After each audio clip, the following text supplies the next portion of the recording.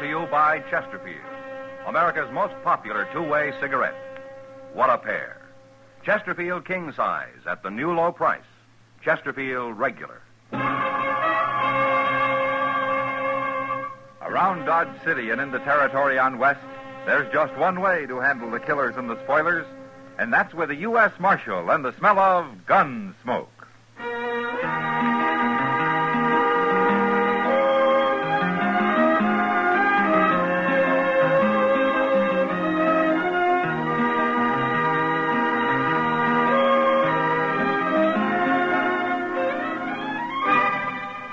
Gunsmoke, starring William Conrad, the transcribed story of the violence that moved west with young America, and the story of a man who moved with it.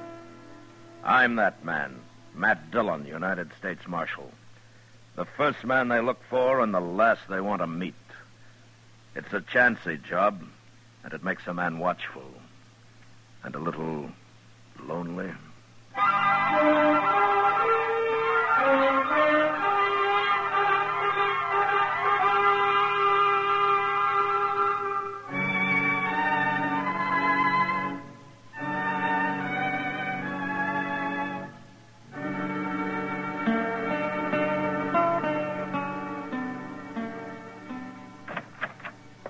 Good morning, Matt.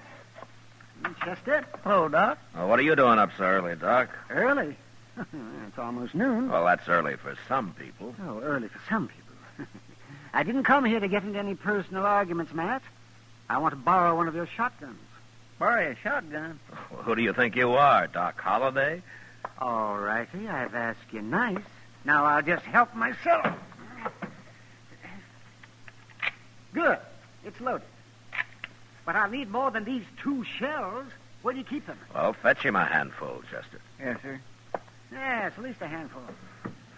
No telling what I might run into. Here you are.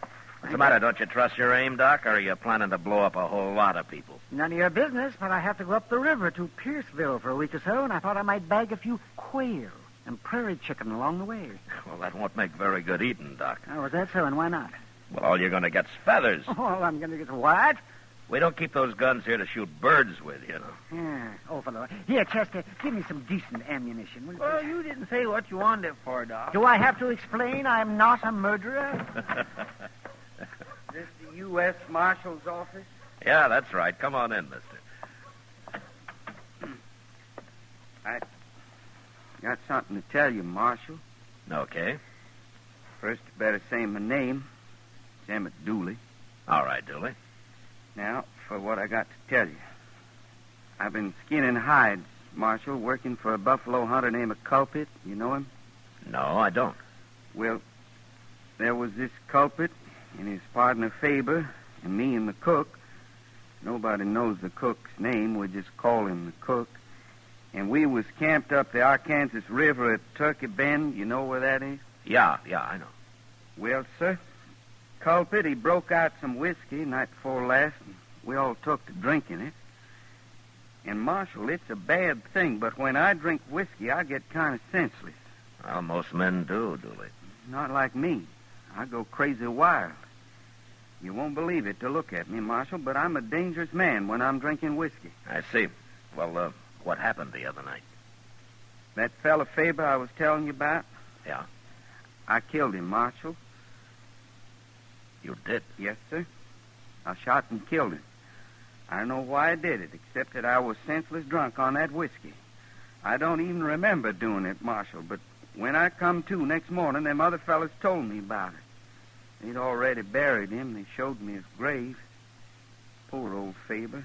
I feel awful bad I did it. Dooley, most men, when they kill somebody, don't come tell the law about it. Why did you?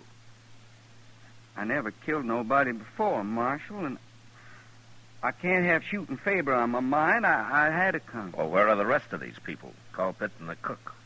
Ooh, they went off onto the prairie somewhere hunting buffalo. I got no idea where they are. Well, you going to hang them, Marshal? No, I don't hang men. Then what I come here for? You the law, ain't you? Look, Dooley, nobody gets hung before they get tried. And I can't send you up for trial unless I see the body of the man you killed. But I told you, Marshal, it was Faber I killed. Okay, it was Faber, but I got to testify that a crime has been committed, and the law reads I can't do that without seeing the body. You calling me a liar? No, I'm not calling you a liar. And I don't understand none of this. Well, don't you worry about it, Dooley. I'll take care of it. How? I'll ride out to Turkey Bend and find the grave. Oh, I wouldn't do that, Marshal. No, sir, not in this weather. Well, I don't have to bring him into Dodge, Dooley. I can leave him buried there. Oh. Oh, well, I'll go with you. No, you won't. It's a bad enough trip as it is. You don't like me because I'm a murderer. I like you fine, Dooley. I mean... Chester, will you lock him up?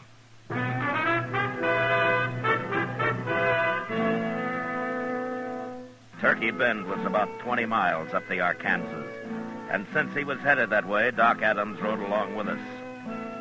We reached the campsite about mid-afternoon, but it took us another hour to find the grave. There was no marker on it, and in fact, only the color of the fresh-turned earth made it possible to find it all. Chester and I did the shovel work, and Doc did the examining. What's he taking so long for, Mr. Dillon? Oh, Doc's slow, Chester, but he doesn't miss much. Well, what's there to miss? He's just a shot man. I mean, a Doc-shot man. I mean, a man... Never mind, Chester.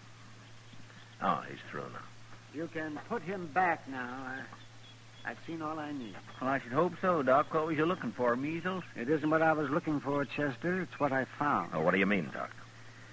Matt, I remember Dooley saying he shot this man. Is that right? Well, that's what he said. Well, little Dooley got it all mixed up. Faber there didn't die from a bullet. He died from a knife. What? Right through the heart. A knife, huh? Yeah, Dooley sure did get it mixed up. That or somebody told him wrong. It don't make sense. Well, it'd make more sense if I could talk to Colquitt. Well, how are you ever going to find him out here? He could be anywhere, any direction. We might be weeks looking for him. Now, we'll make him come to us, Chester. Him and the cook both. Come to us? How? You'll see. When we get back to Dodge.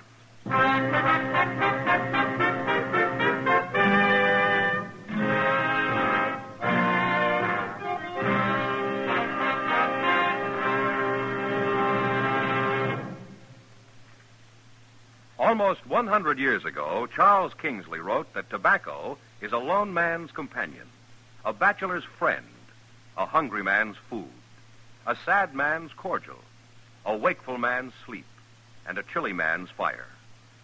These words describe what Chesterfield means to millions of smokers today. You and I smoke for relaxation, for comfort, for satisfaction. And in the whole wide world, no cigarette satisfies like a Chesterfield. Only Chesterfield has the right combination of the world's best tobaccos. Tobaccos that are highest in quality, low in nicotine. Best for you. Get a carton of Chesterfield today. Chesterfield Regular. Chesterfield King Size. Both at the same price in most places.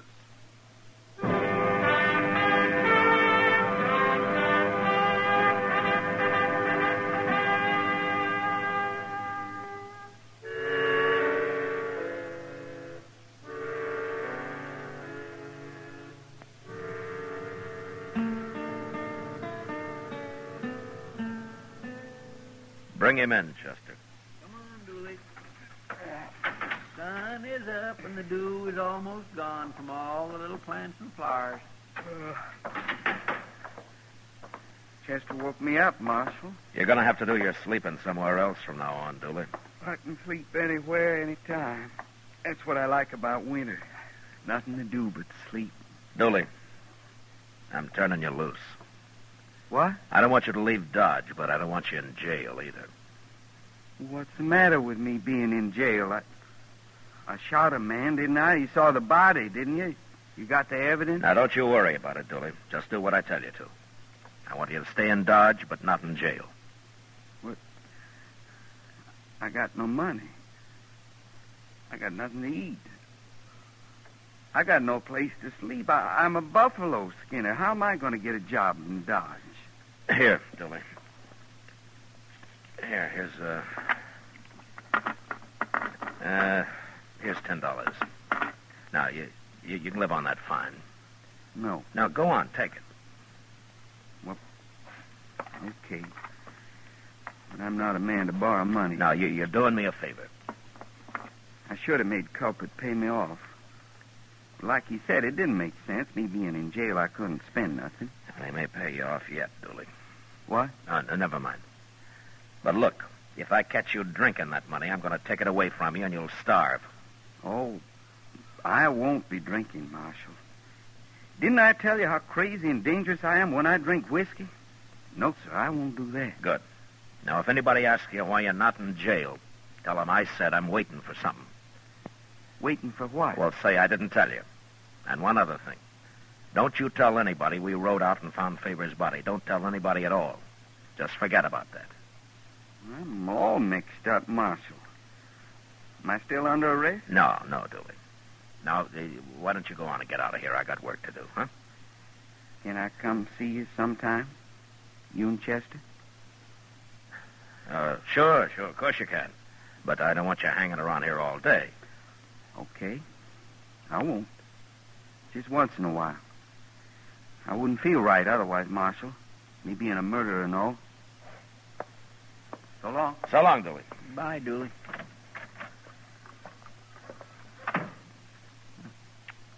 Mr. Dillon? What, Chester? How come you didn't tell Dooley that Faber was killed with a knife? He's still thinking he shot him, the poor little cuss. I know.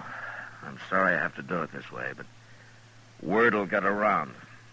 It'll get clear out onto the prairie, even. And when it does, I don't want Culprit and the cook to be scared off. I only want them to be real curious. So curious, they'll come to Dodge and start asking questions. Well, what good'll that do? Well, we'll find out when they get here, Chester.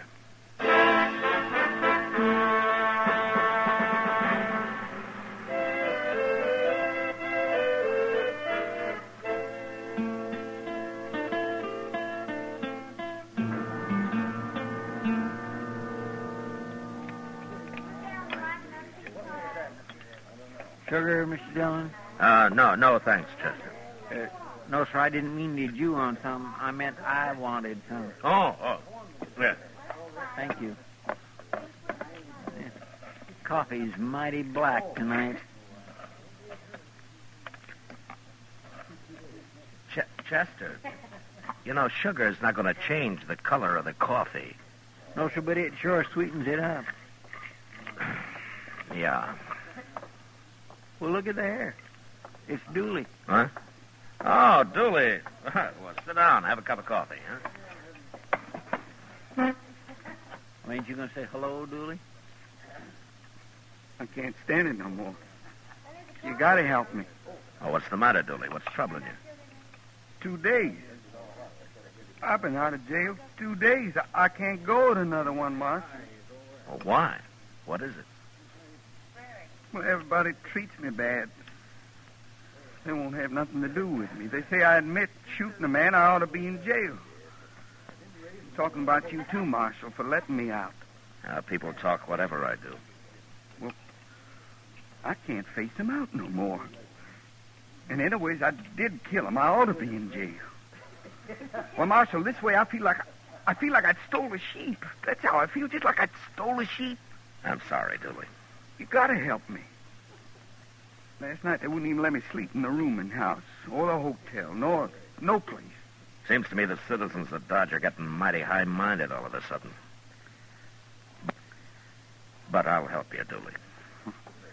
Thanks, Marshal. But not in jail. I can't let you stay there. But there's a shack out back of the jail. It belongs to Doc. He stores some stuff in it. Hey, that's a nighty. And I'll give you some blankets, Dooley. We got plenty of them around. Doc might find me and shoot me or something. Oh, no, he won't do that. He won't be back for a week or more. Anyway, he'll be glad you're using the place. Well, can I stay in it all day, too? Sure you can. And if you'll show yourself somewhere every now and then, you know? I don't want anybody to think that you've left Dodge. I gotta eat. Will that do it? Fine, fine. Okay. But, Marshal, I'd sure like to know what a man has to do to get jailed in Dodge City, Kansas.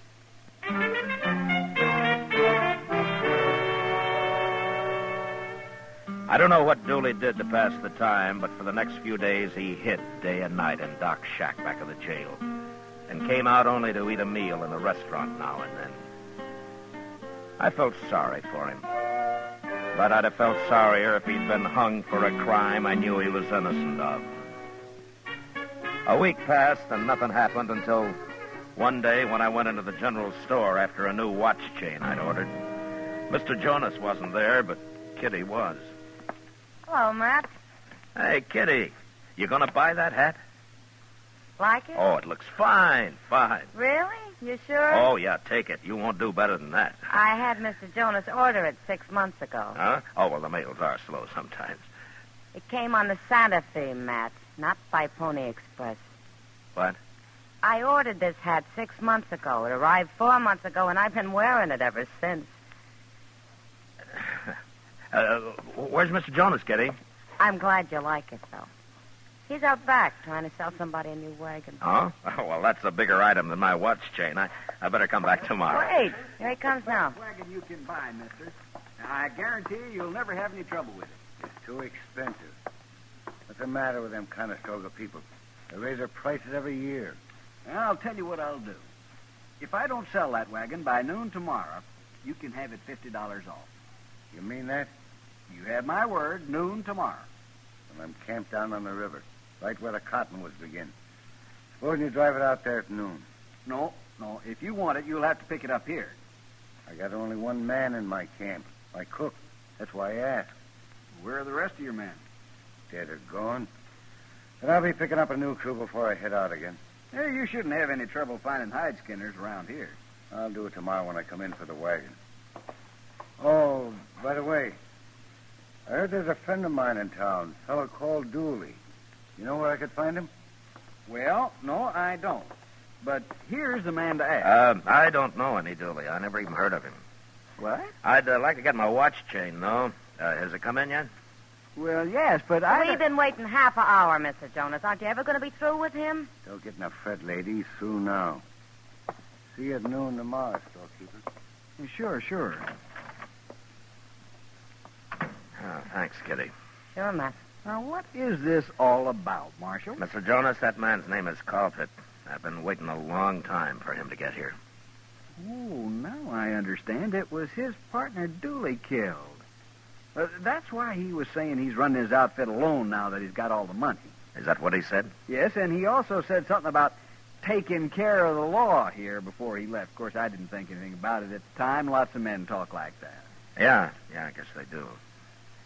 But, Colpit may mean it.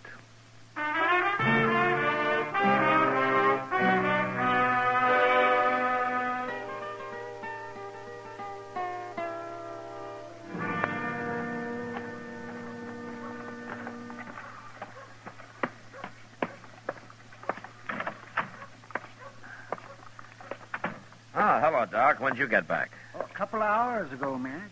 Well, what are you doing in here, Dooley? Doc found me in his shack out back, Marshal. We've been talking. Talking? Well, Matt, I just got back. I didn't know what was going on here. Doc told me about Faber. He says he was killed with a knife. He says I didn't shoot him. Oh, I'm sorry, Matt. I guess you didn't want him to know. Oh, it's all right, Doc. It doesn't matter now. Is that true, Marshal? I didn't kill Faber? Yeah, it's true, Dooley. Colpit killed him. Pretty mean of him. Tell me to go get hung for it. Pretty doggone mean. Well, it's all over now, Dooley. I'll take care of Colpit. How? You just go on saying I done it. Look, I want you to leave Dodge. Go someplace where Colpit can't find you. Then I'm going down to his camp while he's in town tomorrow and arrest the cook. Well, the cook, you said Culpit done it. Well, he did. But I'm going to throw the cook in jail and then take Colpit. When I tell him the cook has told me the whole story, I think I can break Colpit down and he'll confess. That Culpit don't care about nothing. Tell me I done it. Marshal, I wish I'd never gone to work for that man. Well, you'd have been better off if you hadn't, Dooley. But you're out of trouble now. Unless Colpit finds you. So you get out of Dodge as fast as you can, huh? I'll get Chester to find you a horse of some kind. He's a wicked man, Culprit is. A wicked, wicked man. Sure. Now, you get going, Dooley, huh? And, good luck to you. Thank you, Marshal. You've been as good as you could be to me, I guess. Yeah. Sometime, if I'm Dodge again, I'll come see you, maybe. Sure. Anytime, Dooley. I'll be glad to see you. Well, so long. So long, Marshal.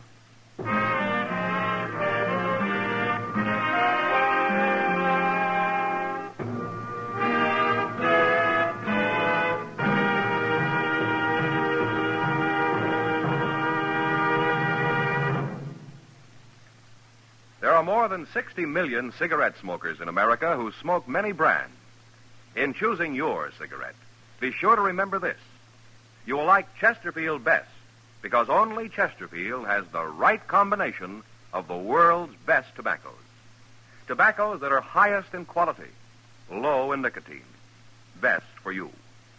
You and I smoke for relaxation, for comfort, for satisfaction. And in the whole wide world, no cigarette satisfies like a Chesterfield.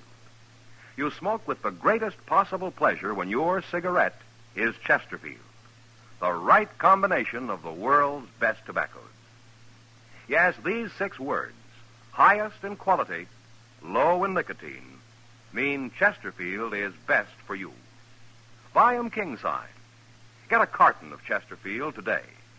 Chesterfield regular, Chesterfield king size. Both at the same price in most places.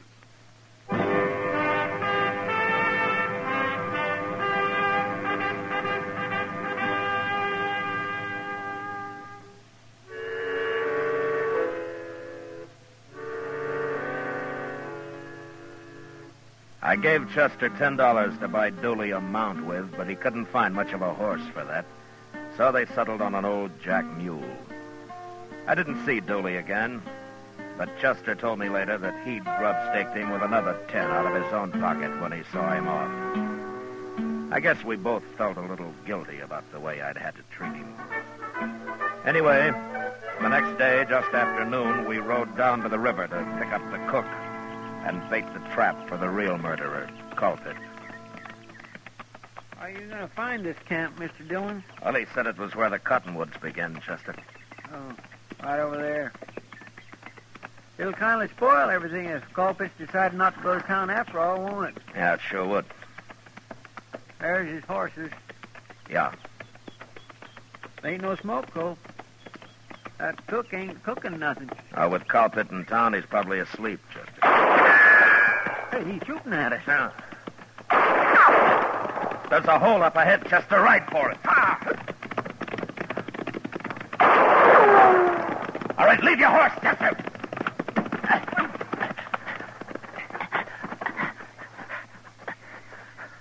I told you Culprit didn't go in town, Mr. Dillon. Culprit's a buffalo hunter, Chester. He couldn't miss at that range with his eyes closed. That's the cook. What's the cook shooting at us for? Well, I'll ask him. What's the matter with you? You drunk? I'm drunk. I'm crazy wild drunk. It's Dooley. Dooley, stop it. It's Marshal Dillon and Chester. I know who it is. I'm going to kill you, too. Kill us, too? I don't kill Culprit and the cook with a sharp rifle, and I'm going to kill you. Culprit was lying about me killing Faber. I never killed nobody in my life before, but I'm starting now. Oh, what's that $10 I give him? He must have gone and drunk it up. Yeah.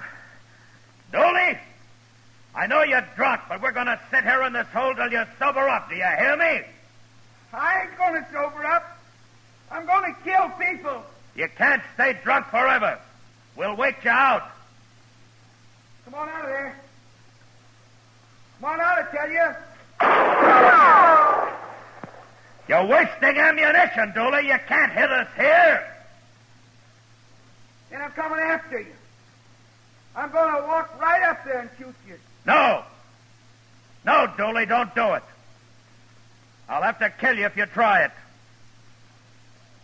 Here I come, Marshal. Don't do it, Dooley. I'm going to kill everybody. I'll get over there as far as I can, Mr. Dillon. Then we can both jump him. I sure hate to, but we can't let him kill us. No, Chester, it's my job. I'll do it.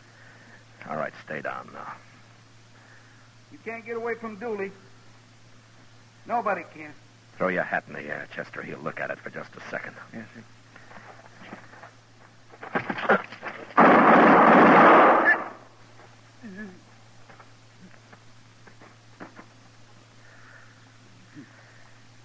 Oh, that's it, Chester. Come on.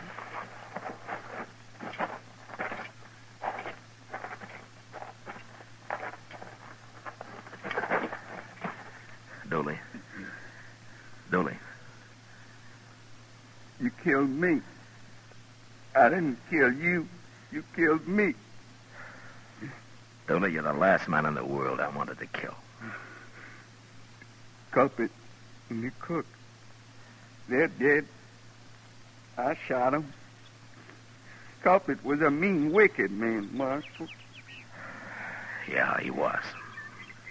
Marshal, What? I'll come say hello to you next time I'm in Dodge. You said I could. Yeah, you come, Dooley. Sure, you come anytime you want. Thanks, Marshal. Thank you.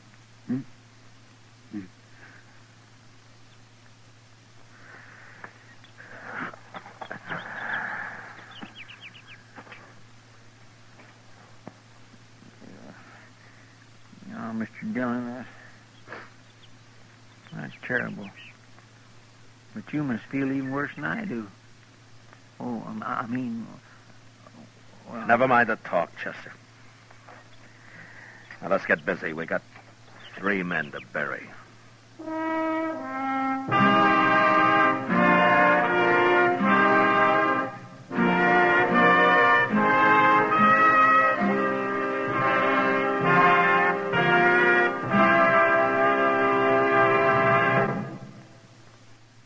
Like 'em filtered? Like 'em king size? Then for you, this is it. King size L&M filters at the same low price as L&M regular. Both have the miracle tip for the effective filtration you need. Yes, it's the filter that counts, and L&M has the best. You get much more flavor, much less nicotine, a light and mild smoke. Buy L&M filters, just what the doctor ordered. It's America's highest quality and best filter tip cigarette. Buy a carton, king size or regular, both at the same low price.